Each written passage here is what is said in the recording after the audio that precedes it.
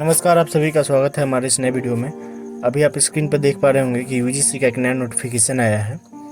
यह जो नोटिफिकेशन है काफ़ी बिग अनाउंसमेंट है यूजीसी के द्वारा, जो कि नेट से संबंधित है।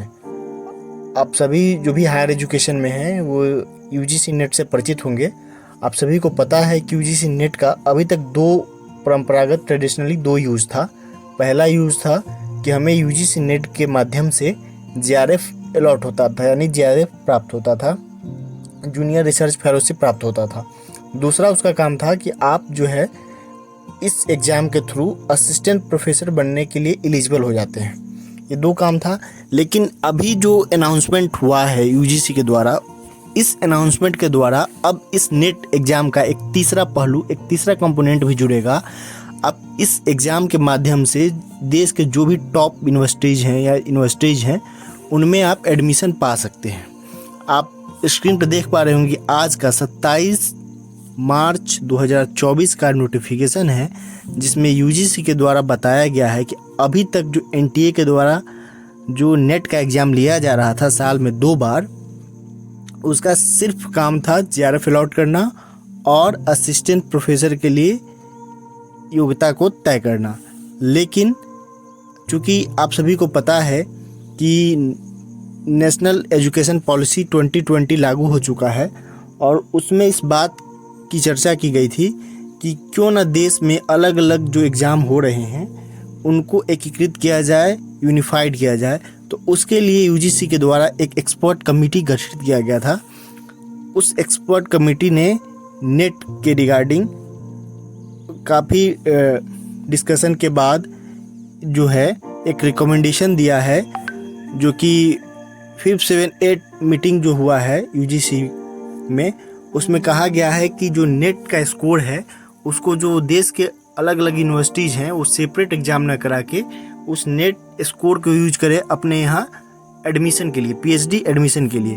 तो इस प्रकार जून 2024 के बाद से नेट का एक तीसरा यूज बढ़ जाएगा, यानी इसके 3 कैटेगरी हो जाएंगे। पहला कैटेगरी हो जाएगा कि आप को जेआरएफ हो सकते हैं, आप जेआरएफ अलॉट हो सकता है, यानी टॉप 1% जो लोग हैं वो जेआरएफ हो सकते हैं। इसके साथ साथ जो है पीएचडी के एडमिशन के लिए भी एलिजिबल रहेंगे और प्रोफेसरशिप के लिए भी एलिजिबल रहेंगे। दूसरा कैटेगरी होगा कि आप जो है सिर्फ आप जेआरएफ नहीं होंगे, सिर्फ प्रोफेसरशिप के लिए यानी नेट होंगे, एलिजिबल होंगे और पीएचडी एडमिशन के लिए एलिजिबल हो सकते हैं। तीसरा कैटेगरी होगा कि ना आपको जेआरएफ अलॉट होगा ना आप नेट हुए, सिर्फ आपका जो मार्क्स है उस मार्क्स का यूज जो है पीएचडी में एडमिशन के लिए किया जा सकता है।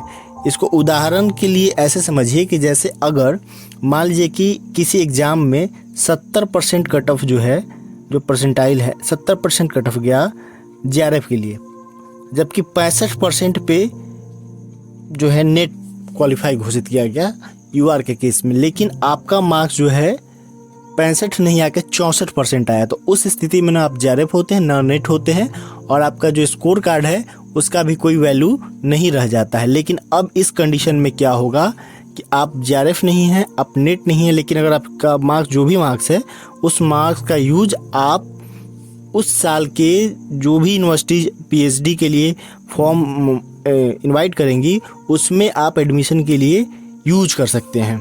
इसी को यहाँ पे कैटेगरी 1, 2, 3 में दर्शाया गया है। यानी कैटेगरी 1 जो है, इस कैटेगरी में आप जेआरएफ हैं यानी नेट भी हैं, यानी असिस्टेंट प्रोफेसर के लिए एलिजिबल हैं। तीसरा कि उसका यूज आप पीएचडी एडमिशन के लिए कर सकते हैं। जबकि दूसरा कंडीशन है कि आप जेआरएफ नहीं है यानी सिर्फ नेट हैं, तो आप उस अपने स्कोर कार्ड का यूज पीएचडी एडमिशन के लिए कर सकते हैं। तीसरा कैटेगरी है कि इसका यूज आप सिर्फ जो है पीएचडी एडमिशन के लिए ही कर सकते हैं।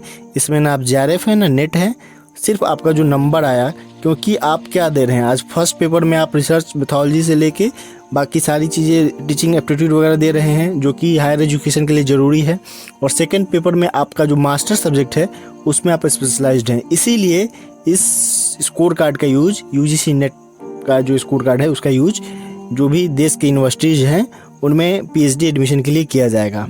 ठीक है, तो इस प्रकार आप देख रहे हैं कि अभी तक 2 यूज़ था, अब इसका तीसरा यूज भी किया जाएगा। अब इसमें कंडीशन क्या है कि अगर आपके पास जेआरएफ है तो आप जो है सीधे इंटरव्यू में पहुंचिएगा। उस जो भी यूनिवर्सिटी पीएचडी निकालेगी तो उसमें 2 चरण होते हैं, उसके 2 स्टेप होते हैं, पहला रिटन एग्ज़ाम और दूसरा इंटरव्यू। तो यानी कि अगर आप जेआरएफ हैं तो आपको रिटन एग्ज़ाम नहीं देना है, आप सीधे इंटरव्यू दीजिएगा। दूसरा कि अगर आप नेट या नॉन नेट है तो उस स्थिति में आप जो है आपका जो वेटेज होगा 70% जो है, जो भी स्कोर कार्ड पे आपका जो स्कोर नंबर होगा उसका वेटेज 70% होगा और 30% जो है आपका वेटेज इंटरव्यू में दिया जाएगा, जो भी मार्क्स आप गेन करेंगे, और उससे मिला के दोनों को मिला के रिजल्ट को डिक्लेयर किया जाएगा। ठीक है, तो एक बड़ा चेंजेस है यूजीसी के नेट में, तो जो कि इससे हम सभी लोग प्रभावित होंगे। और आप सभी को पता है कि अभी अप्रैल माह शुरू हो गया है, तो अब मई और जून का समय है, और जून में ही 10 जून से नेट का पेपर होने का संभावना है। तो आप सभी अभी से एग्ज़ाम में लग जाइए, क्योंकि इसका अब यूज दिन प्रतिदिन बढ़ते जा रहा है। तो आप सभी को जो है all the best. Thank you so much for watching this video.